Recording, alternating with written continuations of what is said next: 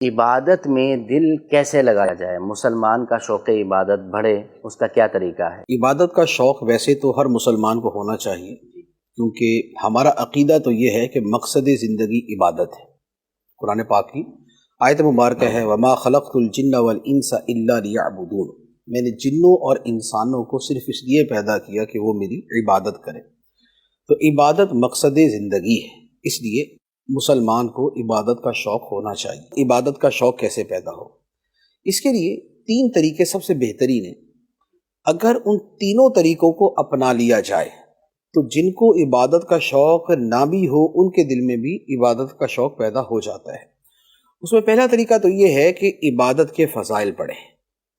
نماز کے فضائل ہیں، روزے کے ہیں، زکوٰۃ کے ہیں، راہ خدا میں خرچ کرنے کے ہیں، تلاوت قرآن کے ہیں، اللہ کے ذکر کے ہیں، درود پاک کے ہیں۔ تو آپ نے دیکھا ہوگا کہ جب بندہ کسی شے کی فضیلت پڑھتا ہے تو اس کی طرف مائل ہو جاتا ہے۔ بہت سے ایسے لوگ ہیں کہ جو اتنی کثرت سے درود پاک پڑھتے ہیں کہ ان پہ رشک آتا ہے۔ اچھا، ویسے وہ بالکل ایک نارمل لائف گزار رہے ہوتے ہیں، کہ بہت زیادہ مذہبی نہیں ہوتے، لیکن درود شریف بہت پڑھتے ہیں۔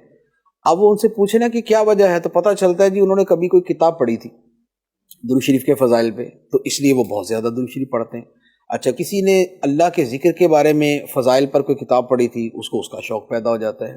تو یوں عبادت کے فضائل پر کتابوں کا مطالعہ کرنا یہ اس حوالے سے بڑا مفید ہوتا ہے، ایک بات۔ دوسری بات یہ ہے کہ عبادت گزاروں کے واقعات پڑھیں۔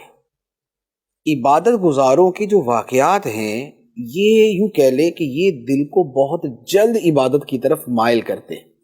اب ہم صحابہ کرام کی عبادت کے واقعات پڑھیں، نبی پاک علیہ السلام کی عبادت کے واقعات پڑھیں، اور تابعین، تبع تابعین، صوفیاء کرام، اولیاء کرام، جن بزرگوں کو ہم مانتے ہیں، جن کے دن مناتے ہیں، جب ان کی عبادت کے واقعات پڑھتے ہیں تو ایک شوق پیدا ہوتا ہے کہ بھائی دیکھیں یار ماشاءاللہ اتنی عبادت کرتے تھے، ہم بھی کچھ کریں۔ تو یہ ایک دوسرا طریقہ ہوتا ہے۔ تیسرا طریقہ یہ ہے کہ عبادت گزاروں کی صحبت میں رہیں۔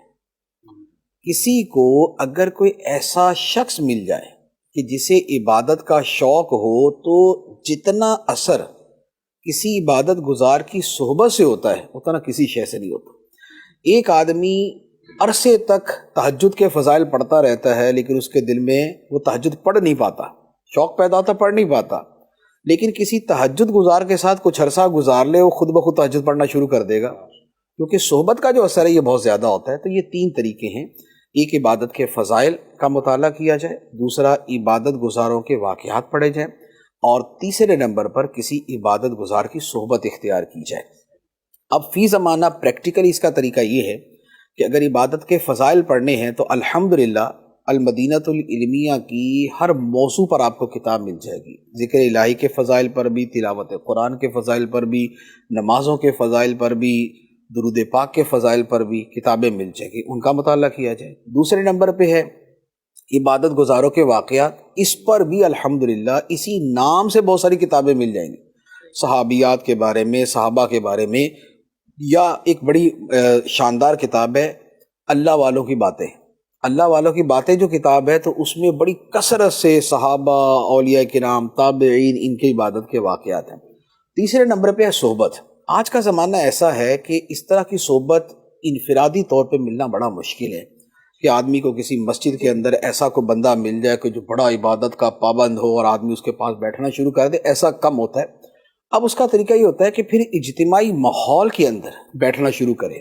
جیسے مثال کے طور پہ جو ہمارا ہفتہ وار اجتماع ہوتا ہے نا، اس میں کیا ہوتا ہے کہ ایک تو عشاء کی نماز پڑھی، عشاء کے بعد پھر ذکر اذکار ہے، اس کے بعد اگر رات مسجد میں اعتکاف کرتا ہے تو تہجد ہوتی ہے، فجر کی نماز ہوتی ہے، اشراق و چاشت ہوتی ہے، پھر اس کے بعد جا کے یہ اجتماع ختم ہوتا ہے۔